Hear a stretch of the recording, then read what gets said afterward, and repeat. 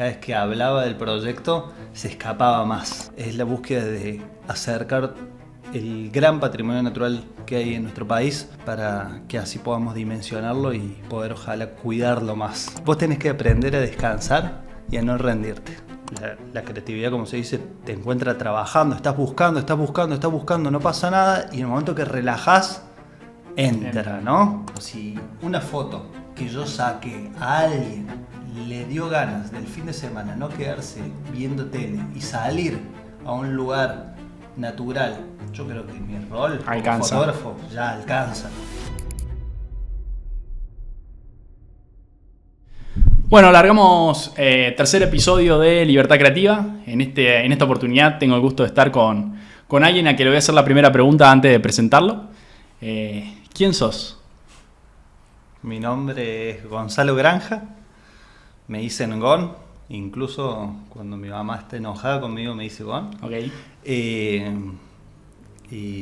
me dedico a la fotografía y producción audiovisual especializada en naturaleza y actividad al aire libre. Bien, empezaría de atrás hacia adelante porque me parece que son buenas las noticias que tenemos como para dar, más que nada a tu comunidad y también a todo el que sigue el mundo de la creatividad un poco también. Estás por largar un nuevo libro, por lo menos esa es la idea, y por eso estás en Córdoba. Se viene algo muy especial en lo personal y en lo laboral. En unas semanas nomás llega este libro que hace 7 años que vengo armando. Hace un tiempo que ya no hablaba más de esto porque sentía que cada vez que hablaba del proyecto se escapaba más. Okay. Era como algo que cada vez que lo mencionaba se iba más lejos, como siempre faltaba algo. Después de todo este tiempo que llevó planearlo, salir y recorrer la Argentina de punta a punta, desde La Quiaca hasta Ushuaia, de norte a sur, 12 provincias, 5.500 kilómetros de línea recta que terminaron siendo 60.000 kilómetros porque fue un zigzag de increíble, entrar a la cordillera y volver a los lugares en distintas épocas del año para tratar de capturarlos en su mayor esplendor, que le haga justicia al paisaje que buscaba retratar. Ya casi que está listo, ¿no? Es una locura. Después de 13 meses, en estos 7 años, 13 meses que dormía dentro de un auto para poder esperar esa luz, ese momento. Y después, bueno, de casi serían 6 años, un poco menos de 6 años de trabajar con equipo de diseño, traductores, editores, gente que acompaña la escritura de los textos, corrección de los textos. Ya está listo. Faltan 2 semanas, ¿no?, para que exista y exista de manera física este libro. Siempre me emociona un montón cuando llegue este momento y eso que todavía no llega. Okay, hay que esperarlo un poquito más. Sí. Metiéndonos un poco en esta parte, recién decías la traducción.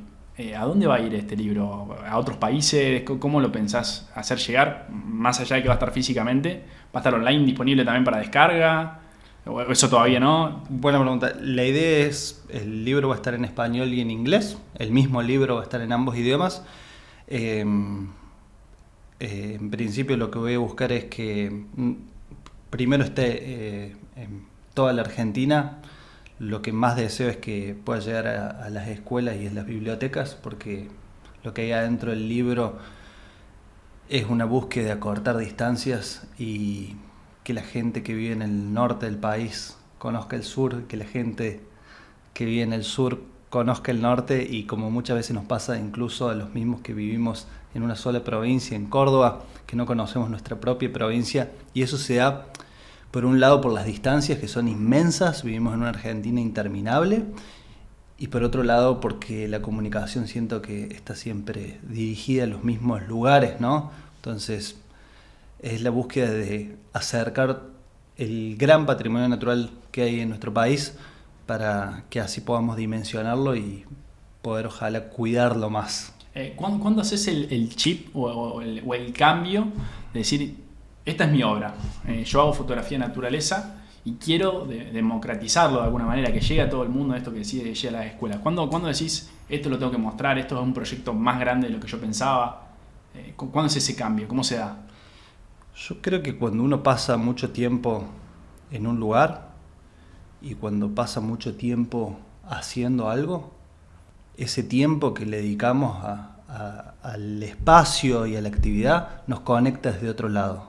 Nos pasa en las escuelas, nos pasa en los clubes y nos pasa en la naturaleza, que es otro espacio tan especial como esto, que muchas veces lo cito porque es comparable a la sensación que produce. Cuando uno pasa mucho tiempo en la naturaleza, entiende que todo lo que tenemos en nuestra casa viene de ahí, que el agua que tomamos de nuestra casa, si es potable, viene de algún lugar que está cuidado, por eso es potable, y esa conexión que nos lleva a través de esta serie de preguntas también nos lleva a querer cuidar esto, para que esto no solo uno lo siga disfrutando, sino los que vengan después. Y creo que la búsqueda a través de eso es dejar los lugares igual o incluso, si es posible, mejor que como los encontramos, ¿no? Total. Y bueno, la fotografía y el audiovisual tiene ese doble lado. Por un lado está la cuestión artística, la expresión, pero por otro lado hay una cuestión comunicacional que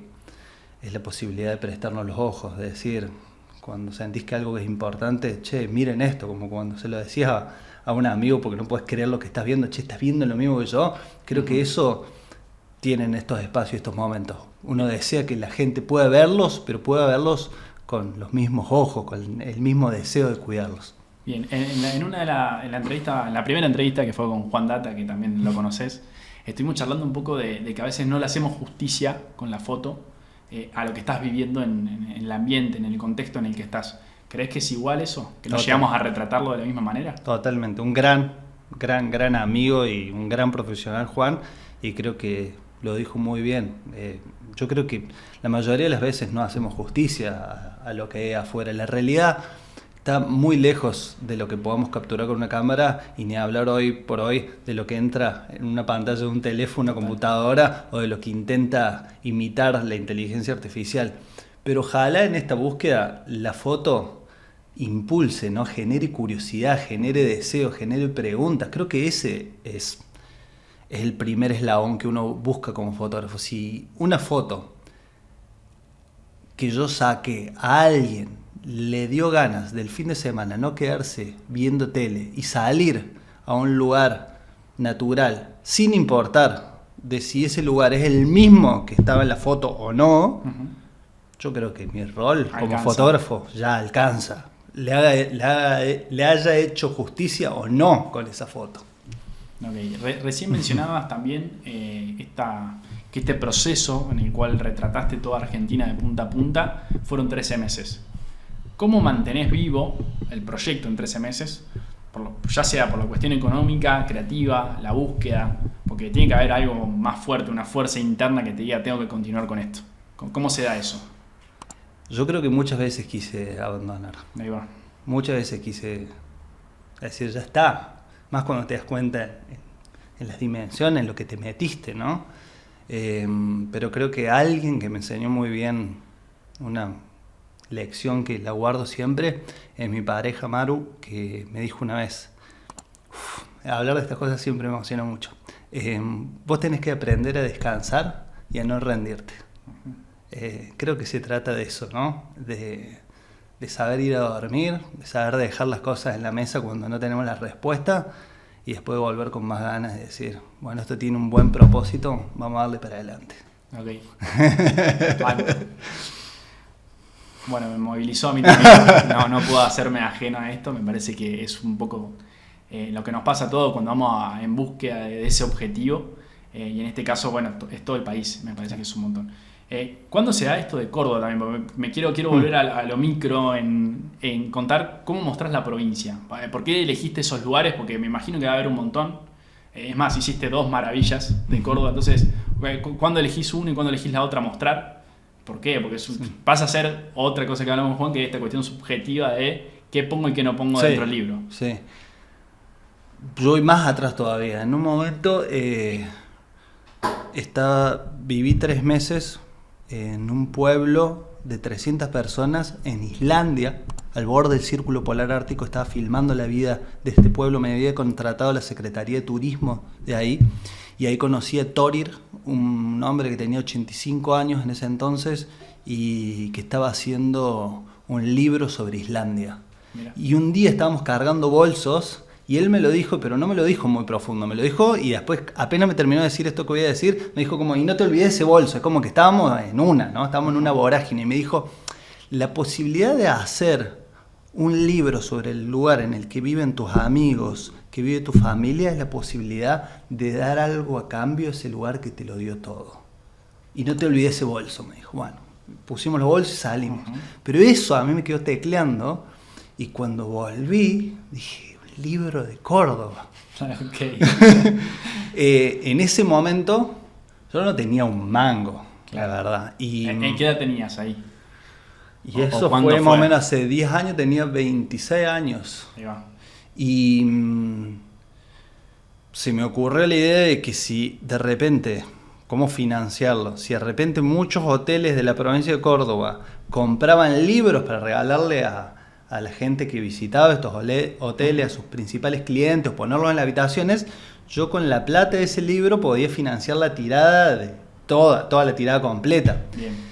Entonces estaba organizando una reunión con 20 hoteles para decir cuánto sería el adelanto y con esa plata poder financiarlo. Sí, arrancar el proyecto y demás. Y para saber qué número estábamos hablando, me empecé a juntar con editoriales que trabajaban con imprentas para preguntarle cuánto salía hacer un libro. ¿Qué costo? Claro. ¿Qué costo? Y en una de esas me junté con un editorial y me dijo, después de mostrarle todo el proyecto y todo, me dijo, está buenísima la idea, nos gustaría hacer el libro este de Córdoba, Naturaleza de Córdoba, pero no con los hoteles. Nosotros financiamos la tirada y lo hacemos. Obviamente, el porcentaje que a vos te quede, si estamos hablando de una torta, no es una porción de la torta, es las velitas, ¿no? Es ínfimo. Okay. Pero uno que estaba buscando que algo exista, de repente te abrieron un mundo. Te abrieron un camino. Es como si, comparándolo con algo fuera de contexto para entender la situación, si vos querés trabajar en el campo y no sabes por dónde empezar y alguien te invita a manejar un tractor, es un montón, porque vos desde estar en el sillón de tu casa de repente estás ya metido donde pasan las cosas. Obviamente esta persona muy inteligente, y la admiro mucho, el editor de esta editorial, valga la redundancia, antes de decirme esto, me llevó por un par de librerías de Córdoba y le preguntaba a los libreros, donde él dejaba sus libros, che, ¿hay algún libro de naturaleza de Córdoba? Y los libreros le decían, hay de los jesuitas, hay de historia de Córdoba, había de cosas muy importantes para la provincia, pero de naturaleza de Córdoba, puntualmente ese nicho, no había. Y después le preguntaba, ¿y cómo tiene que ser este libro? Y algo que te entra en la mochila. Y me decía, para anotar. Anda anotando, me decía. Total. Y cuando visitamos muchas librerías, pues me dijo, esto, ¿no? ¿Vamos a hacerlo, Gonzalo? Esta es mi propuesta, mi contrapropuesta. Y lo hicimos. Y cuando hicimos la primera edición, que fue como subir una montaña sin uno saber si tiene todo lo necesario para subir esa montaña. Okay. Yo tenía una especie de un Suzuki que era como un Corsa, un autito re chiquitito, y dormía con el asiento reclinado y con una bolsa de dormir ahí. Y cuando no estaba sacando fotos, estaba mandando mails a ver si alguien del lugar me podía recibir para mostrarme este lugar que yo quería documentar, y trataba de ver todos los lugares que quería poner el libro y cuáles podían entrar en un mismo recorrido, porque cada litro de combustible me costaba un montón, y así estuve un año haciéndolo. Y cuando salió este libro y pasó algo súper especial, que era esto que decía Thorir, que la gente conecta con el libro no por el autor, sino por el contenido del libro, y vuelve a ver la provincia con los ojos limpios, y vuelve a anécdotas de cuando eran chicos y sus padres los llevaban a estos lugares. Yo ahí dije, esto es lo que hay que seguir haciendo, porque le daba un sentido mucho más profundo a la actividad de uno. Y ahí, como consecuencia de eso, me pregunté, bueno, y después de Córdoba, ¿qué podría ser? Y ¿por qué no el país? Un montón. Y ahí fue que arrancó esa idea. Hay mucha distancia entre uno y el otro. También pienso, ¿cómo se da el acceso a esos lugares a los que no tenemos tanto acceso? ¿Cómo te contactaste con esos lugareños por ahí? Como decir, bueno, quiero llegar a cierta cascada. ¿Cómo lo haces? Un poco es indagar mucho en internet, con gente de los parajes, otras veces con gente que frecuenta los lugares, sea guías de trekking, de turismo alternativo. Y muchas veces pasa que uno va a un lugar y alguien, cuando le contás qué estás haciendo, te dice, no, pero si estás haciendo un libro de naturaleza argentina, tenés que ir a ver tal volcán que queda 450 kilómetros para allá. Okay. Y a veces te muestran alguna foto, otras veces tenés que creer en la palabra y vas. Se le dice paisano porque llevan el paisaje adentro, ¿no? Porque tiene otra vivencia sobre eso. Muchas veces vos llegás y visualmente capaz que no es tan impactante, pero entendés que significa algo especial para ellos. Okay. Y después vos tenés que discernir si eso contribuye a lo que estás buscando en el libro. Y otras veces llegás a lugares que hoy por hoy, me animo a decir, 2026, no salen en ninguna búsqueda de Google. Y que visualmente son alucinantes. Y que a nivel ecosistema son increíbles y nos dan una razón más para entender que acá no nos falta nada más que cuidar lo que nos rodea. Bien, hablando de esto de cuidar y que hay lugares o maravillas ocultas, ¿hay algún lugar que no muestres? Sí. Que lo hayas registrado y que no esté ni subido en Instagram ni en los libros. Sí, un montón de lugares. ¿Por qué motivo? En el libro, por un motivo del eje de la curaduría del libro, no daría la vida de uno para hacer un proyecto que incluya toda la Argentina. Okay. Y también deberían de ser muchos tomos. La decisión que sirvió como filtro del libro es mostrar diversidad natural. Yo lo que más deseo es que ojalá la persona que agarre el libro, cuando pase las páginas, no vea mucho de lo mismo. Tenés varios posteos en Instagram con esto, donde mostrás las diferencias de lugares. De lugares, porque creo que es muy importante entender de que lo que hay allá afuera, hablemos de Córdoba, no es solo sierras. A nivel país no es solo cordillera o quebrada, que tenemos glaciares, volcanes, salares, humedales, turbales, canal bioceánico, mar, todo en un mismo rincón del planeta, claro, ¿no? Entonces, en esta decisión de mostrar diversidad natural, es que entra otra decisión más difícil de decir, bueno, tengo todos estos glaciares que documenté, tengo que elegir uno que lo represente. Porque si no, no te dan las páginas. El libro tiene además 388 páginas y aún así quedan un montón afuera, ¿no? Eso por un lado por la búsqueda del libro. Y después por la búsqueda personal, trato de compartir, o mi búsqueda con el tiempo, sigo pensando en estas cosas y me encanta profundizar. Trato de compartir información sobre lugares que tienen la infraestructura para recibir mucha gente, porque si hay mucha gente que está viendo una imagen o está leyendo algo en internet, yo soy consciente de que quiero que si va mucha gente a este lugar, haya una infraestructura, llamémosle baños, entre una de las tantas cosas que debería de haber para recibir mucha gente, para que ese lugar no se destruya, porque yo no quiero hacer de una montaña un shopping. Total. Pero a la vez, el otro lado de esto es que todos fuimos alguna vez por primera vez a la naturaleza, y la forma de entender, respetar, valorar y cuidar y entender lo que son estos espacios y lo frágiles que son, es yendo. Entonces parece como una contradicción, pero para eso hay lugares con la infraestructura que tienen que recibir grandes masas de gente. Llamémosle el glaciar Perito Moreno, las cataratas del Iguazú, los parques nacionales.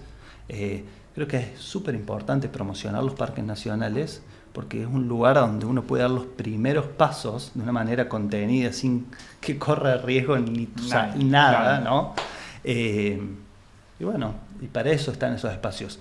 No me gusta incentivar a la gente a ir a un lugar al medio de la nada sin saber si la persona está capacitada, claro, o mismo en estos lugares sabe, llamémosle, cómo comportarse que yo no lo sabía y lo aprendí a través de años porque otros me fueron acercando herramientas. No que soy un sábelo-todo, Sí, sino que trato de cuidar a la persona como el lugar. Y bueno, ahí van, entre todas estas aristas van las decisiones que uno toma de qué compartir y cómo compartirlo.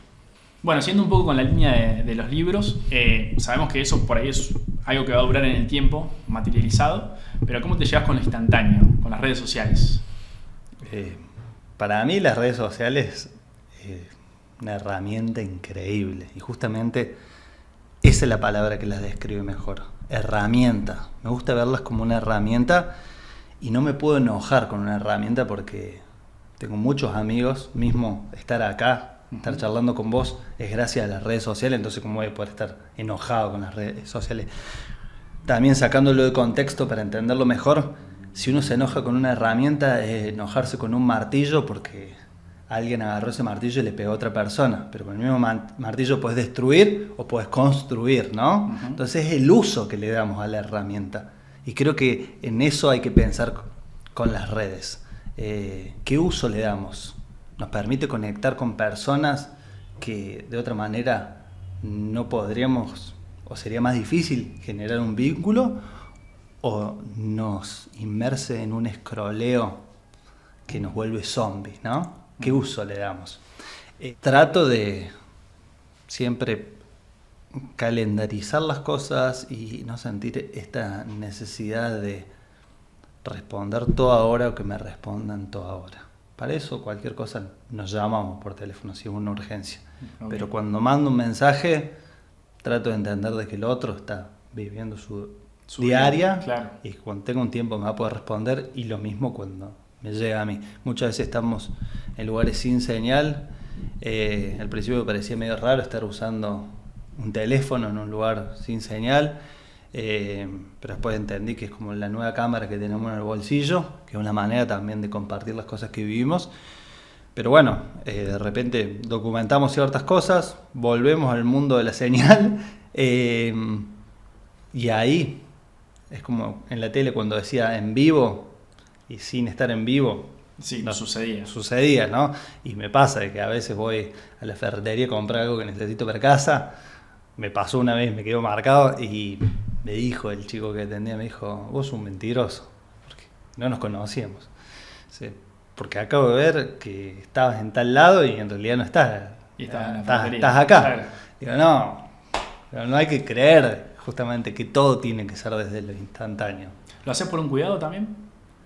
No, creo que todavía no llegué al punto ese de una cuestión de cuidado personal, sí. de tu espacio, de tu momento, de sí. Tu familia. Sí. Creo que el cuidado, buena pregunta, el cuidado es sobre todo mental. Yo si estoy viviendo un momento especial, no quiero ni que la cámara ni que el teléfono me distraiga de poder estar mirando a la otra persona y de realmente estar presente en el momento. La pregunta que me hago todo el tiempo al laburar profesionalmente de lo audiovisual con cámaras, con teléfonos, es ¿cuál es la línea para poder realmente haber estado ahí, vivido y estar plenamente presente en el momento, pero a la vez tener un registro de lo que pasó que me haga sentir orgulloso sí. de haberlo hecho, ¿no? Claro. Y a veces creo que la línea que he encontrado por ahora puede esto cambiar, pero hoy por hoy es así, es que cuando estoy en un lugar increíble o está pasando algo increíble que busco documentar, que es parte de lo que yo busco registrar y me gusta compartir con otras personas, primero me tomo un tiempo para lograr ese registro y pienso a ver cuánto es este tiempo. Trato de más o menos medirlo, ver el reloj, bueno, voy a empezar a hacer fotos. Y cuando termino de hacer fotos ya sentí, vi en cámara y digo sentí porque cuando uno saca una foto que te haga sentir orgulloso, lo sentís. Yo siento que los hombros se bajan. Estoy como ahí y después en un ratito, en el momento que logro ese disparo, acá no es, tac, ese clic. ¿Sentís eso? Sí, lo sentís. Ahí vuelvo a ver el reloj y si pasaron 40 minutos, me tomo al menos otros 40 minutos para bajar la cámara y sin vidrio por medio, estar ahí. Okay. Porque si no siento de que o me voy para un lado o me voy para el otro. Estuve en un lugar increíble y después digo, ay, ¿cómo no saqué una foto? Claro, claro. O estuve sacando 1.000.000 de fotos y siento que no estuve en el lugar, que estuve detrás de un vidrio todo el tiempo. Hay una pregunta que ya le hice a Javi, que es sobre Walter Mitty y ese momento en donde están por sacar la foto y al final no la hacen. ¿Te ha pasado eso de vivir un momento así? Sí, totalmente. De guardarla, es decir, esto de seguir viviendo el momento, ¿no? Sí, es una gran metáfora ese momento, nos representa a muchos. Creo que como fotógrafo uno tiene que aprender a convivir con todas esas fotos que vio y que no sacó. Yo las sé, las tengo en la mente, sí, sé cuáles son las fotos que no saqué. A veces porque no llegué y otras veces porque decidí no sacarlas. Y parte de esas fotos, creo que las mejores fotos, son momentos muy especiales para mí que por suerte también decidí que no son de mi nicho, no son de mi rubro, entonces por eso no busco documentarlo, ¿no? Ni mostrarlo. Cada vez que voy a visitar a mis viejos, que agradezco hoy por hoy tenerlos a los dos con vida, dejo el teléfono en el auto o lo dejo en el bolsillo y charlo con ellos. Y cada vez trato de hacerle más esas preguntas que muchos consideran incómodas y que yo no me quiero quedar nunca con la duda de que me cuenten. Okay. Trato de realmente vivir esas cosas y de darme cuenta cuán especiales son los momentos antes de que pasen. Bien. Yendo en este crecimiento de tu carrera, hay una marca de cámaras que se acercó a tu historia y te acompaña también, que es Sony. ¿Cómo llega esa marca a vos? ¿Cómo te escribe? Porque digo, o fue al revés, o vos escribiste, insististe hasta que en ningún momento te vieron. ¿Cómo se da esa relación? En Córdoba creo que sos, no sé si uno de los pocos o el único que tiene esa posibilidad. Primero en principal es un orgullo enorme. No solo por la marca, sino porque la relación que tengo con la gente Sony es de primera.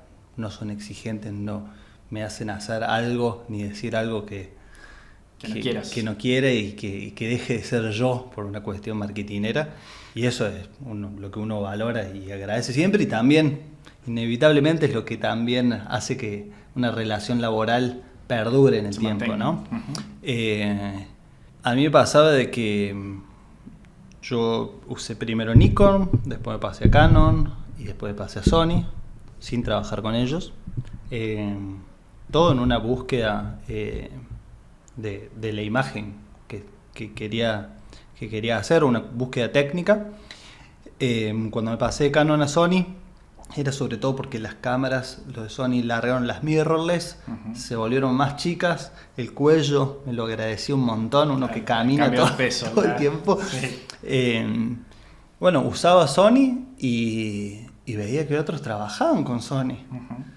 Y digo, bueno, si tal trabaja y el trabajo va de esto, y yo con este portfolio, capaz que tengo una oportunidad de trabajar con ellos, ¿no? Y les empecé a escribir, mandar portfolio, email y la página en Latinoamérica, había unos formularios para llenar y los llenaba. Y cada vez que veía alguna posibilidad, mandaba.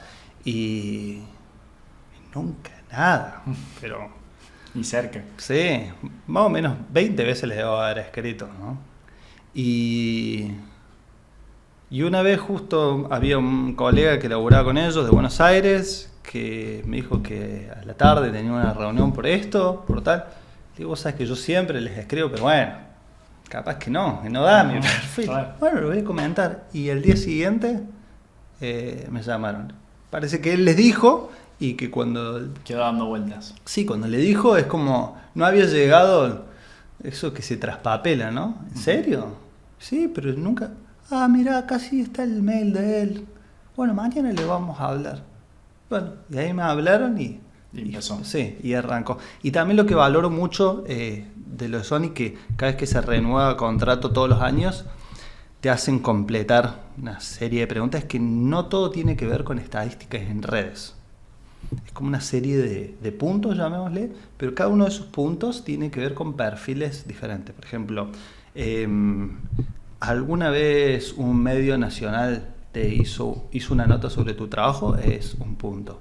¿Tenés algún libro o revista o material editorial publicado? Es otro punto. ¿Tenés más de 50.000 seguidores en redes? Es otro punto. Pero eso es un solo punto. No es que con eso ya... Sí.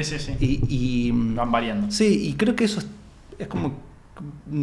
está bueno porque no te encasillas solamente en una cuestión de que tener presencia en redes es lo que te permite trabajar con una marca como ellos. Tengo colegas que las redes, la verdad que lo usan poco, pero que, por ejemplo, hacen trabajo de fotoperiodismo y documentan guerras, y es muy admirable los lugares donde se meten con la cámara. Y bueno, está buenísimo que le den el espacio, ¿no? Hay que estar. Sí. Bueno, lo vamos a sumar también. ¿Alguien que se te ocurra antes del cierre que podamos invitar y sumar a Libertad Creativa, que me digas, ¿Lo venías pensando? Sí. Por ahora estaría bueno que sea acá de Córdoba para que podamos traerlo. Genial. Y también si querés abrir un poco más a nivel país, también en algún momento quizás tenemos la posibilidad. Genial. De Córdoba me gustaría escucharlo acá a Emma Blom. Bien. Que es un gran amigo y gran profesional, que admiro muchísimo.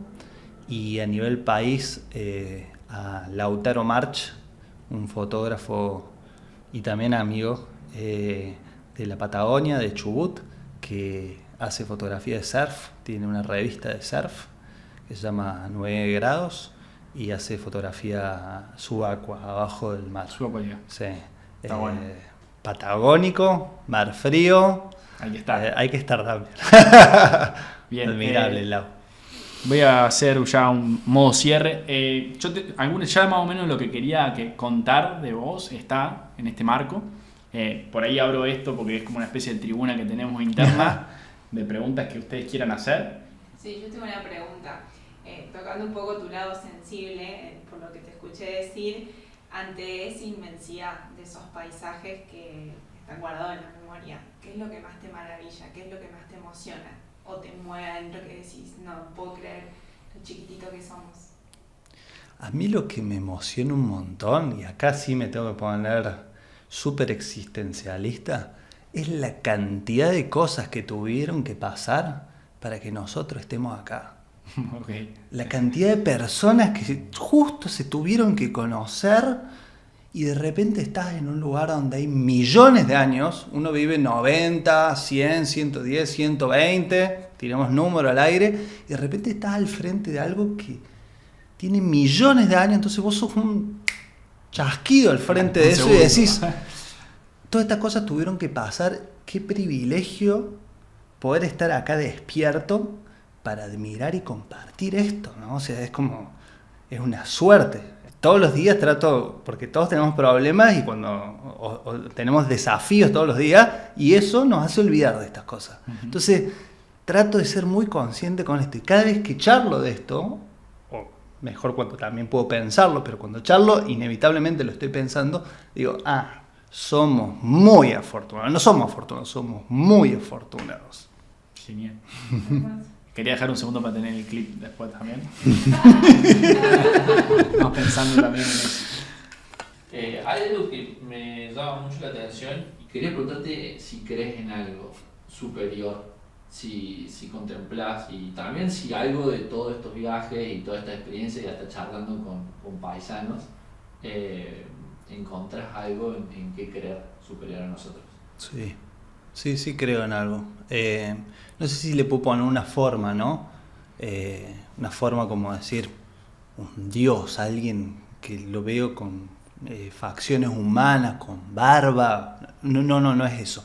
Pero sí creo que hay algo que es mucho más grande que nosotros y que acá venimos a aprender y a compartir. He vivido ciertas cosas también que no las puedo explicar de una manera racional y por eso me conectan con ese pensamiento. He vivido cosas que digo, wow, para que esto realmente pase y encuentre esta persona acá en este lugar, o justo aparezca este animal, o energéticamente, esa intuición que tenemos cuando llegamos a un lugar y decís, acá está todo mal, me tengo que ir rápido, o acá está todo muy bien, no los conozco pero puedo estar cómodo, eso creo que tiene que ver con algo que no es el mundo de las formas. Ok. ¿Y crees que hay un vínculo entre eso y la creatividad? Sí, totalmente, muy buena pregunta. Creo que cuando trabajamos la creatividad, trabajamos esta posibilidad de conectarnos con algo que no es necesariamente algo que podemos ver o podemos tocar. También en eso creo que las ideas no son nuestras. Las ideas, en mi sentir y en mi creer, están en un espacio, ahí corriendo como si fueran un río, y a veces nosotros nos tocan la puerta, si nosotros estamos abiertos a ese canal. A veces vas manejando y decís, ahora no, ahora estoy manejando, no puedo atenderte, ¿no? Sí, sí. Pero otras veces estás en un momento, porque justamente la creatividad, como se dice, te encuentra trabajando, estás buscando, no pasa nada, y en el momento que relajás, entra, ¿no? El efecto Doctor House, te estás por ir a dormir, eso era, ¿no? Sí. Y también eso explica también, creo que es una forma también de sacarse el ego de encima, que cuando vos no recibís una idea, puedes llegarle a otro. Y no podés decir, a mí se me había ocurrido, vos no la atendiste, pasó, te tocó la puerta y vos no, estabas ocupado, fue y tocó otra puerta. Y creo que eso es lo más mágico y es lo que más deseo también, porque me pasa algo muy especial con las canciones, de eso cuando escucho una canción y conecto con la canción y el músico dice, yo soy solamente el puente, pero la canción yo la recibí y te la estoy interpretando para que llegue a vos. Y cuando uno no conoce la cara de la persona a la que canta, pero le encanta la canción, creo que ahí hay algo que te conecta realmente con esa idea que viene de otro lado. Y ojalá muchas de las decisiones trato de tomarlas por ahí, ojalá el que encuentre el libro sin buscarlo, se encuentre con la obra, con la diversidad natural del país, sin importar tanto quién fue el que tomó esa foto. Lo importante es lo que hay afuera. Uno es simplemente el canal para que ese encuentro se dé. Precioso. Hermoso. A mí me re gustó eso. Siguiendo con eso, porque voy a aprovechar eso, me viene como un ganchito. Si tuvieras que decirle algo a alguien, ya a modo de consejo, sobre un proyecto que tenga en mente, esto que mencionaba recién de las ideas, ¿qué le dirías? Lo tengo anotado por si no me voy a olvidar. ¿Qué cosas sacrificaste para hacer esa idea? Porque también 13 meses aguantar el proyecto. Y si lo harías de nuevo. Un poco como siguiendo la línea de lo que estamos charlando, porque estamos en una sintonía que creo que ya se puede decir esto sin que suene tan descabellado. Creo que si hay algo que te quita el sueño, que realmente te hace olvidar, no digo del tiempo, hoy por hoy te hace olvidar de mirar el celu un buen rato, creo que vale la pena. Prefiero siempre vivir sin quedarme dudas de qué hubiera pasado, que vivir anhelando o con eso, ¿qué hubiera pasado si me animaba a esto? Yo prefiero decir, y me animé y no era lo que... Esperaba. Bueno, sí, aprendí, porque justamente el proceso se trata de eso, ¿no? De que constantemente hay que ir probando y uno tiene que ir aprendiendo de las cosas que no sale como uno las espera. Pero de la mano de eso hay también como una idea de que hay que saltar a la pileta, ¿no? Como que hay que animarse a saltar al vacío, y creo que no hace falta. Mucho se dice como, no, deja todo lo que estás haciendo y anda por ese sueño. Creo que no hace falta. Uno, si realmente anhela y desea hacer un proyecto o algo que considera muy especial, tiene que empezar a dedicarle un poquito de su semana a eso, a preocuparse más que construir cosas enormes de un día para el otro, a poner el ladrillo que hoy pueda poner de la mejor manera posible. Si estás pensando en que te encantaría hacer un viaje a la otra punta del mundo, hoy por hoy capaz que puedes leer un blog de qué hay en esa parte del mundo, por qué te interesa eso. Eso ya te acerca un poco más. Mañana podés averiguar cuánto salen los pasajes, ya te acerca otro poquito más. Todos los días Un poquito. un poquito. No hace falta abandonar todo para tomar Esa la decisión. decisión. Y creo que bueno, eso es lo que le diría, como que se animen y sobre todo que empiecen a hacer listas en la hoja en blanco de qué es lo que haría falta y a tachar una cosa a la vez. Bueno, ahora sí hago a esa cámara, ¿eh? Se entrega a Gon su invitación Muchas gracias, chicos. a Libertad Creativa. Bueno, un recuerdito que te quede de esta charla. Hermoso, hermoso. Están los dos hemisferios del mismo tamaño, ¿no? Sí. Gracias, Lau. Gracias, chicos. Bueno, ahí estamos, damos por terminado. Yo no pongo nada acá, así que chao, Fran.